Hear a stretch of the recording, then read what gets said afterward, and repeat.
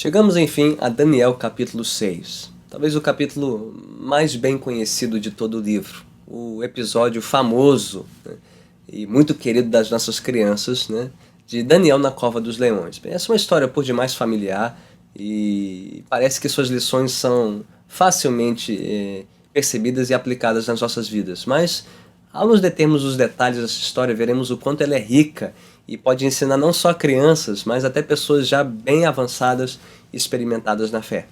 Então vamos lá, leia Daniel capítulo 6 a sós e depois acompanhe conosco as lições principais deste estudo. Um pouquinho de pano de fundo.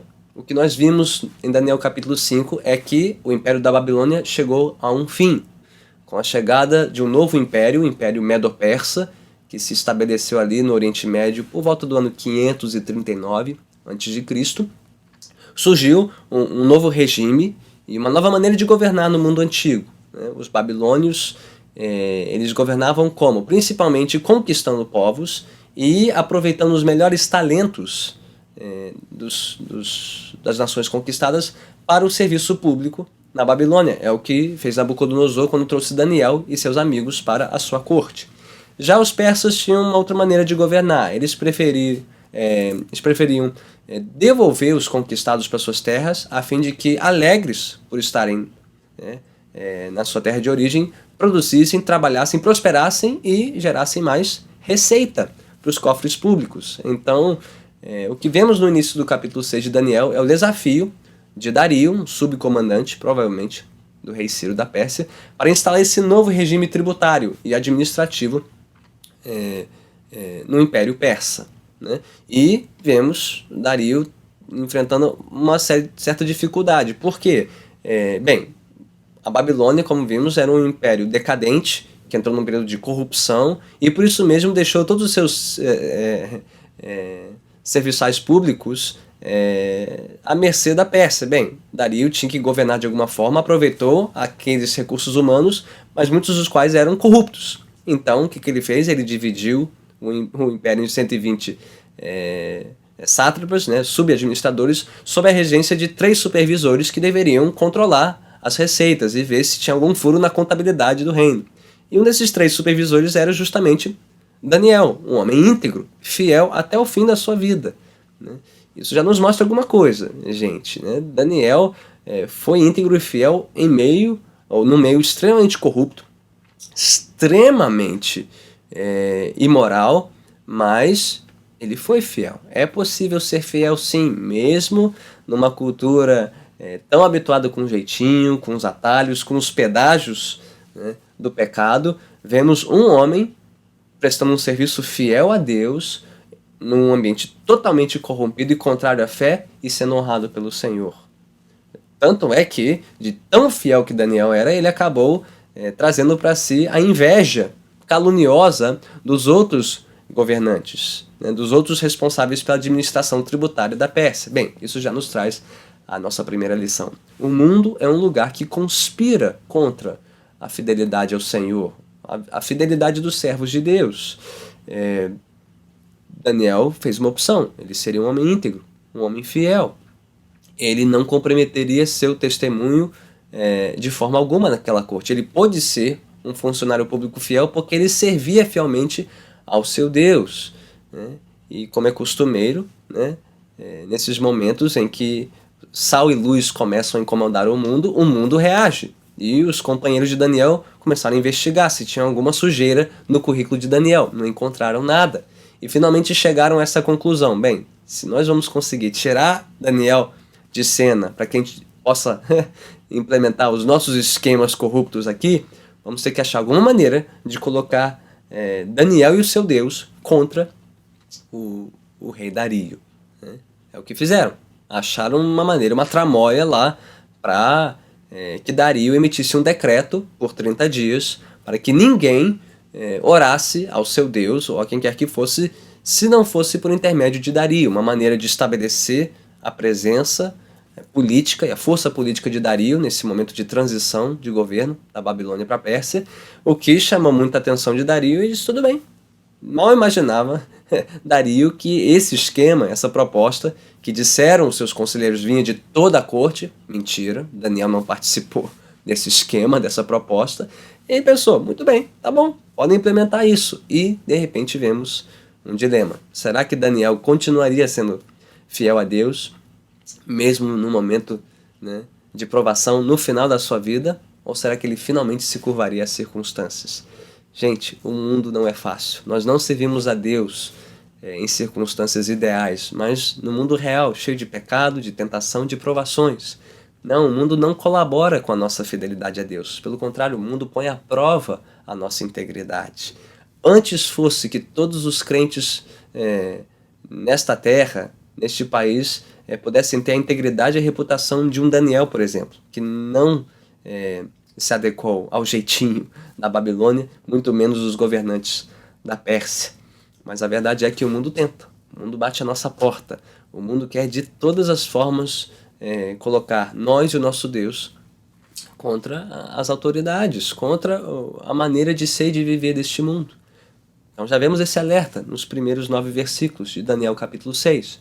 Mas como Daniel reagiu? Bem, a reação de Daniel é exemplar e nos leva a uma segunda lição, que diante do avanço e da pressão deste mundo, a igreja precisa permanecer firme na sua devoção ao Senhor.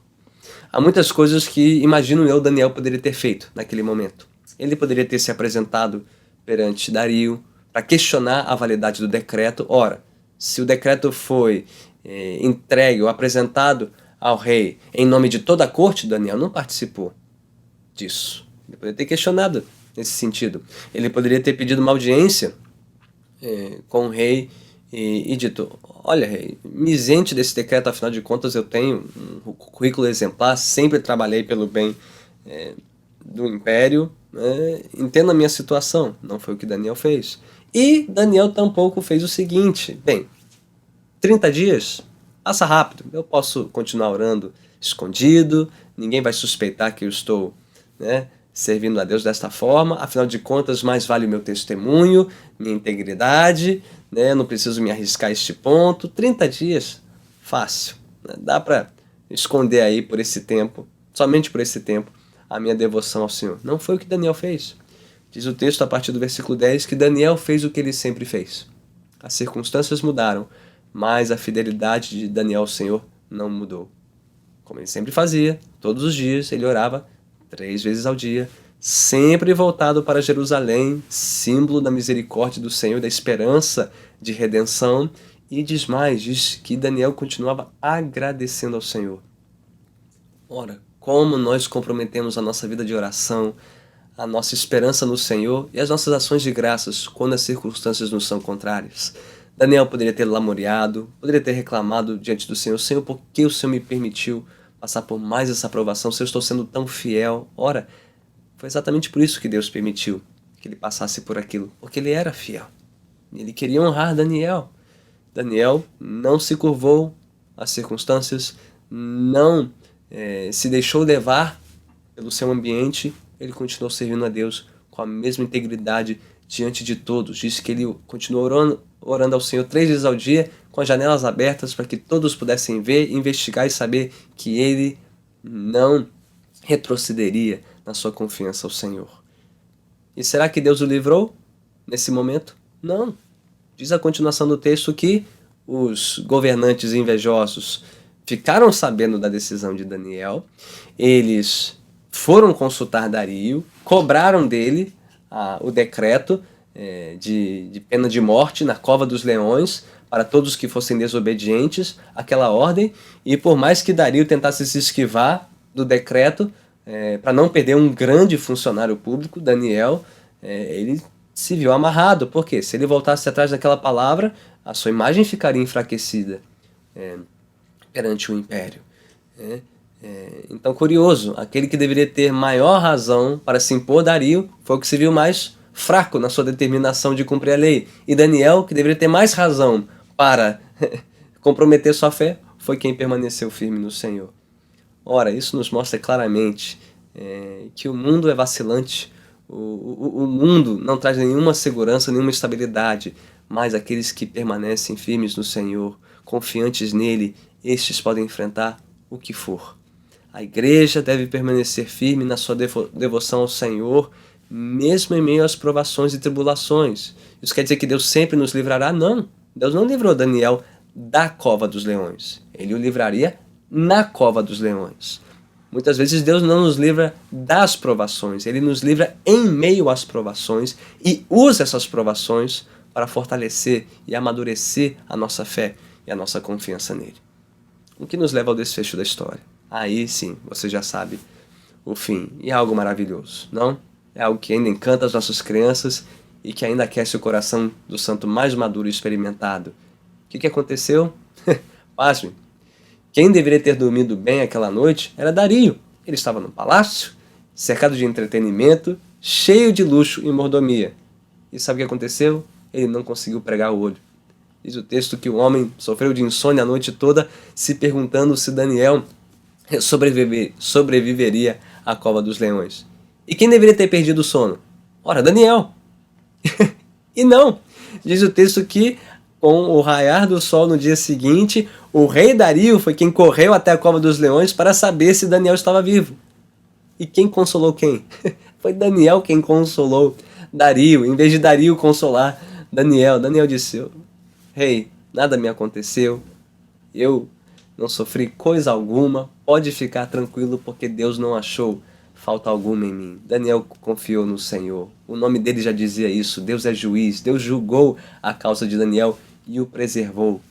Mas note a lição aqui, né? O contraste gritante entre Daniel e Dario, né? O resumo é: melhor estar na cova dos leões com Deus do que num palácio sem Deus.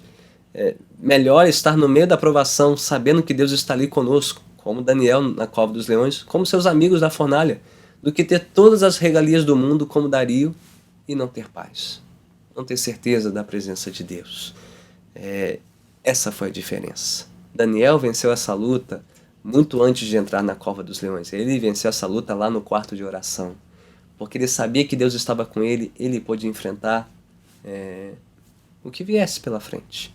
Deus o honrou, protegeu a sua vida e acabou mudando a sorte dele. Poupou Daniel e lançou os seus adversários, seus oponentes, todos da cova dos leões, todos com suas famílias, mostrando claramente o destino final, tanto daqueles que confiam no Senhor, como Daniel, como aqueles que se opõem ao Senhor, como seus oponentes.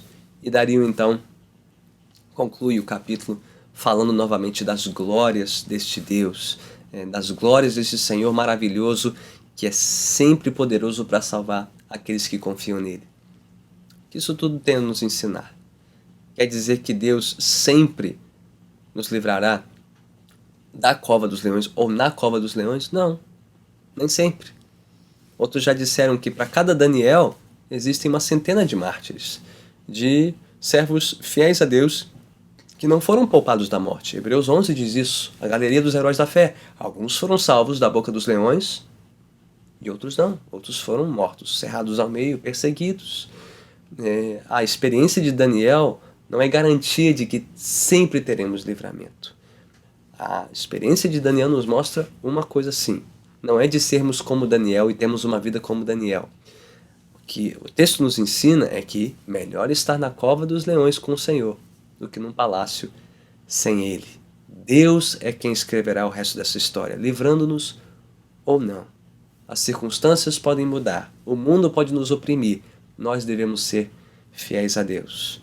Mas a grande verdade é que o que nós merecemos de Deus é a cova dos leões. Todos nós só merecemos o juízo e o castigo de Deus.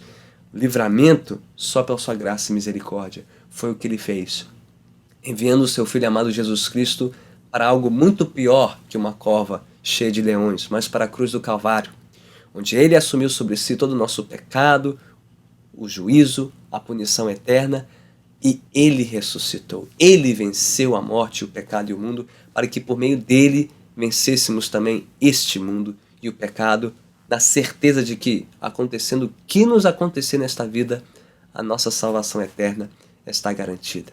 Essa é a grande lição do texto.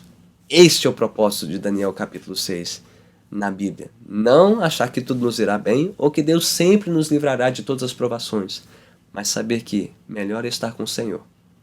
Aconteça o que nos acontecer, melhor é estar com Ele e confiar nele até o fim da nossa jornada, sabendo que Ele nos conduzirá salvo à sua presença gloriosa e eterna.